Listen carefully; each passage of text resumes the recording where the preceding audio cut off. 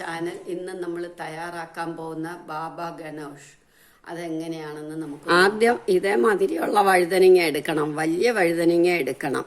അത് നമുക്കറിയാം, പുഴുക്കുത്തും ഒന്നും കാണത്തില്ല. അങ്ങനെയുള്ളത് മുറിക്കുമ്പോഴാണ് പുഴുക്കൾ വരുന്നത്. ഇതേമാതിരി ഒരു വലിയ വഴുതനങ്ങ എടുക്കണം.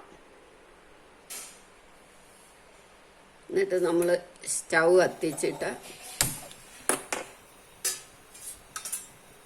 ഇതേമാതിരി ഒരു നമ്മൾ പപ്പടമൊക്കെ ചൂടുന്ന സാധനം ഉണ്ടല്ലോ, അതിന് എനിക്കിങ്ങനെ ഒരെണ്ണം ഏതായാലും മതി. ഇതേ വെച്ചിങ്ങനെ ചുടണം.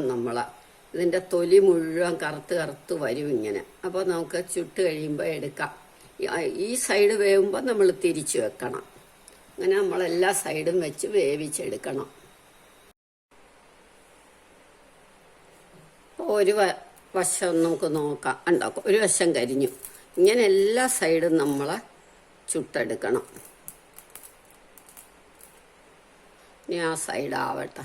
ഇങ്ങനെ തിരിച്ച് ഇങ്ങനെ വെച്ച് ഈ സൈഡായി കഴിയുമ്പോൾ ഇവിടെ ഇങ്ങനെ എല്ലാ സൈഡും നമ്മൾ ചുട്ടെടുക്കണം. അങ്ങനെ എടുക്കാം. ആ രണ്ട് സൈഡും വെന്തു. ഇനി ഈ സൈഡും കൂടെ ആവട്ടെ. ഏതാണ്ട് 15 മിനിറ്റ് എടുക്കും ഇത് വെന്ത് കിട്ടാൻ. ഇനി ഇപ്പം കണ്ടോ, ഇനി ആ സൈഡൂടെ വേവട്ടെ. ഇപ്പം നമ്മുടെ വഴുതനങ്ങ മുഴുവൻ വെന്ത് കഴിഞ്ഞു. നമുക്ക് സ്റ്റൗ ഓഫാക്കാം. നമ്മളുടെ വഴുതനങ്ങ രണ്ടും ചുട്ട് കഴിഞ്ഞു.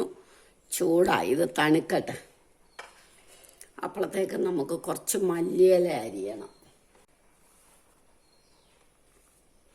നമുക്കിത് ചെറുതായിട്ട് അരിയാം.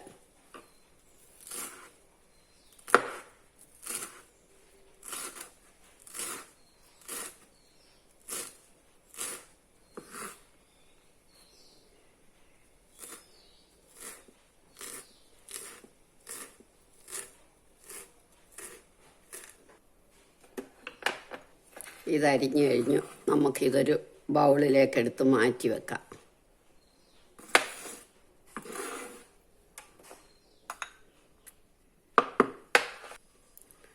അപ്പം ഇത് തണുത്തു. ഇനി ഇത് തൊലി കളയാം.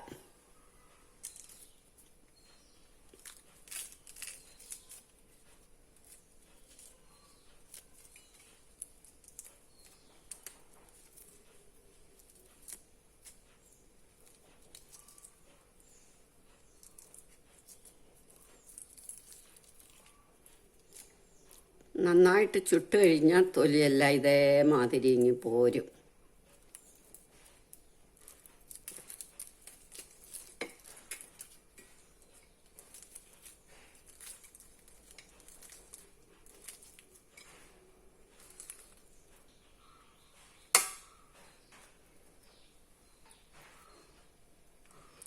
ഇതുകൂടെ നമുക്ക് അരിയണം.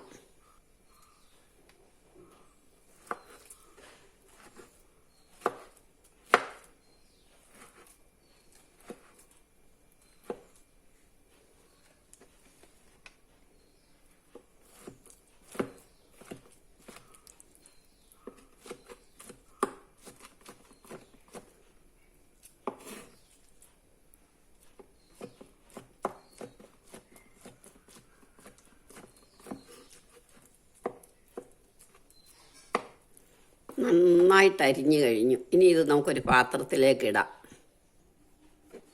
ഇതിനി നമുക്ക് ഈ പാത്രത്തിലേക്ക് ഇടാം.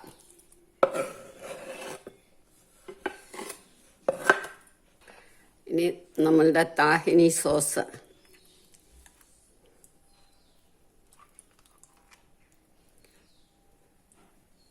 ഒരു 1.5 ടേബിൾ സ്പൂൺ ഇട്ടു. ഇനി ഇത് നമുക്ക് നന്നായിട്ട് ഇളക്കണം.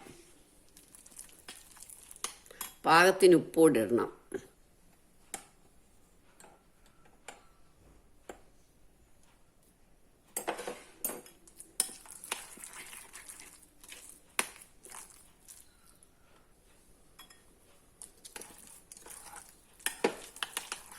താഹിനി സോസ് ഇട്ട് ഇളക്കി കഴിയുമ്പോൾ നമ്മൾ 1 കപ്പ് തൈര് കൂടെ ഒഴിക്കണം.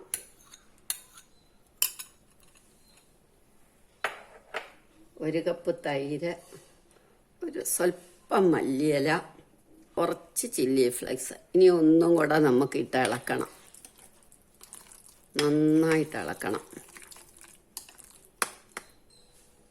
ഇനി നമുക്ക് ഇതൊരു പ്ലേറ്റിലേക്ക് വെക്കാം.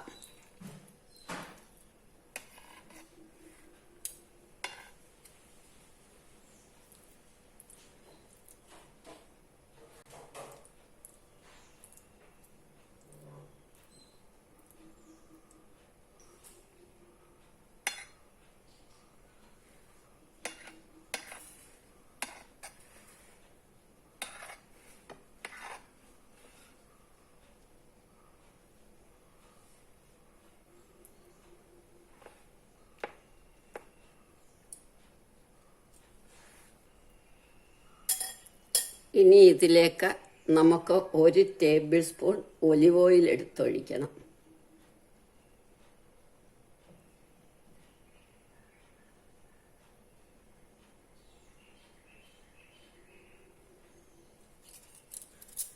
ഇനി വീണ്ടും കുറച്ച് മല്ലിയില. നമ്മൾ നേരത്തെ കുറച്ചല്ലേ ഇട്ടുള്ളൂ.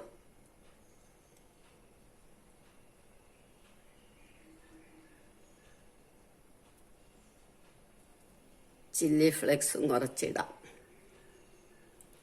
എരി കൂടുതൽ വേണമെങ്കിൽ കൂടുതൽ ചില്ലി ഫ്ലേക്സ് ഇടാം. ചപ്പാത്തിയുടെ കൂടെയും പൊറോട്ടയുടെ കൂടെയും ഒക്കെ കഴിക്കാം. ഇന്നത്തെ നമ്മുടെ ചപ്പാത്തിക്കുള്ള സൈഡ് ഡിഷായി. എല്ലാവരും ഇത് ട്രൈ ചെയ്ത് നോക്കണം. ഇഷ്ടമായെങ്കിൽ ലൈക്ക് ചെയ്യണം, സബ്സ്ക്രൈബ് ചെയ്യണം.